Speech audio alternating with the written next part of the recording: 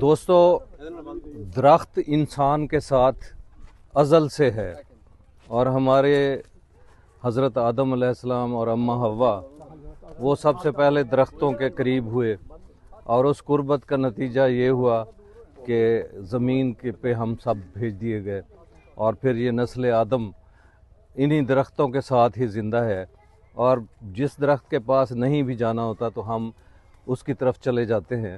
یہ ایک تجسس ہے، یہ ایک انسانی فطرت ہے، اور سب سے زیادہ قرآن پاک میں سب سے پہلے جو قسم کھائی گئی وہ انجیر کی قسم کھائی گئی۔ ہم محبتوں کی زنجیر تو نہیں بنا سکتے، لیکن انجیر کی ایک زنجیر ضرور بنا سکتے ہیں، اس طرح درخت اگا کے۔ اور انجیر اتنا متبرک پودا ہے، اس کا خاص طور پہ حکماں نے بہت اس کے بارے میں بتایا کہ معدے کے لیے بہت اچھی ہے، اور جو بواسیر کے مریض ہیں ان کو تو خاص طور پہ اسی سے ہی افاقہ ہو سکتا ہے، جتنا زیادہ وہ کھا سکتے ہیں کھائیں۔ لیکن بات صرف اتنی نہیں ہے۔ مشتاق میں یوسف نے کہا تھا حکیم صاحب ہر مرض کا علاج انجیر سے کرتے تھے، اور پیچیدہ امراض کا علاج سڑی ہوئی انجیر سے کرتے تھے۔ تو ہم درختوں کے نیچے بیٹھ کے جتنے محبت کے لمحات گزارتے رہے ہیں، ہماری ساری شاعری اسی کے ارد گرد گھومتی ہے۔ تو کسی نے یہ سلوگن لکھا تھا کہ جتنا درختوں کے نیچے بیٹھ کے پیار کرتے ہیں آپ، اگر آپ اتنا درختوں سے پیار کرنا شروع کر دیں تو پاکستان میں جنگلوں کی مقدار بڑھ سکتی ہے۔ لیکن اچھی بات ہے کہ کبھی درختوں پہ نام لکھنا، کبھی کتابوں میں پھول رکھنا، تو یہ پھول، کتابیں اور درخت یہ سارا ہمارا ساتھ چلے ہیں۔ لیکن آج کل کی نوجوان نسل کو ان سے اس لیے محبت نہیں ہے کہ ان کے پاس AI ٹولز آ چکے ہیں، وہ اپنی مرضی کے درخت بھی اگا سکتے ہیں اور گل بھی کھلا سکتے ہیں، تو ان کو بہت سی سہولتیں حاصل ہیں۔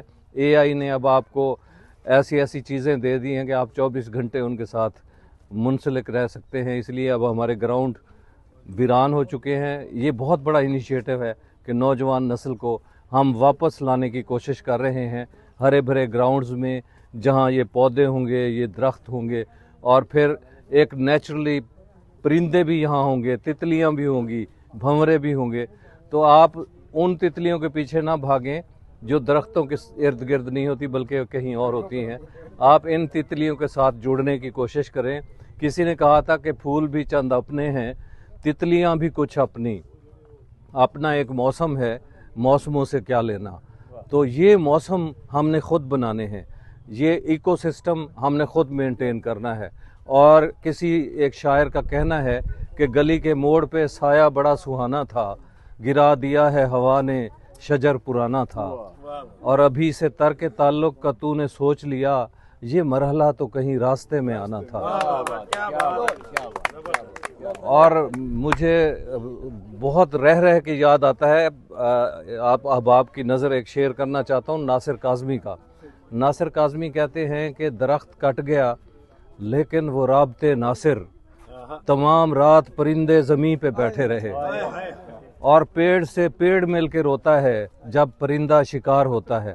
تو ہم سب پرندوں سے، درختوں سے محبت کر رہے ہیں، اور یہ آج کا رسول پور میں یہ سارا شو اسی لیے ہے کہ ہم اس محبت کو واپس لوگوں کے دلوں میں لا رہے ہیں۔ ماشاءاللہ، کمال۔